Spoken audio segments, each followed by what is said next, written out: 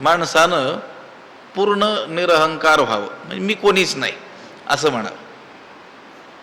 लीनता जी असते ना, तयाची विनयो हीची संपत्ती. मोठी माणसं काय म्हणत असतात, नाही हो मी एक कश्चित आहे, मी कोणीच नाही असं तरी म्हणावं. किंवा मग तो मी इतका व्यापक करावा की आता त्याच्याहून दुसरा कोणीच असू नये. हे मधल्यांची अडचण आहे सगळी. लक्षात आलं? आपण आपल्याला काय समजतो, मी देह, मी स्त्री, मी पुरुष, मी ब्राह्मण, मी क्षत्रिय, मी वैश्य, मी शूद्र, मी उंच, मी बुटका, मी गोरा, मी काळा, मी श्रीमंत, मी गरीब.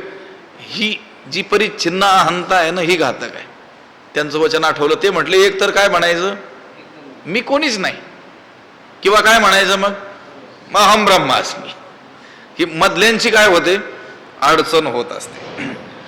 तुला कारण कोण आहे, मी आहे. आता ज्या ठिकाणी मी ही कल्पनाच नाही आहे, त्या ठिकाणी तू ही कल्पना देखील नाही आहे, त्या तू कल्पनेला देखील तिथं वाव नाही आहे.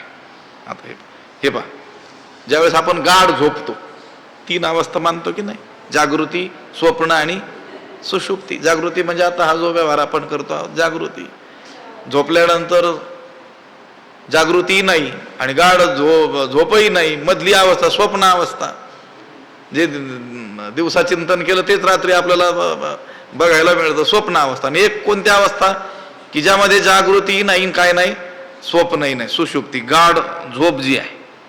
आता त्या सुषुप्तीमध्ये मीच भान आहे का, नाही. मीच भान नाही म्हणून तूच म्हणजे जगताचं देखील काय नाही आहे, तिथं भान नाही आहे. तू कधी येतो, मी आला तर तू येतो, मीच नसेल तर तू सुद्धा नाही आहे. हा प्राप्त जो पुरुष आहे त्याच्या ठिकाणचा देहाहंकार आणि त्या देहाहंकाराला कारण असलेलं अज्ञान, या दोघांचाही काय झालेला आहे, नाश झालेला आहे.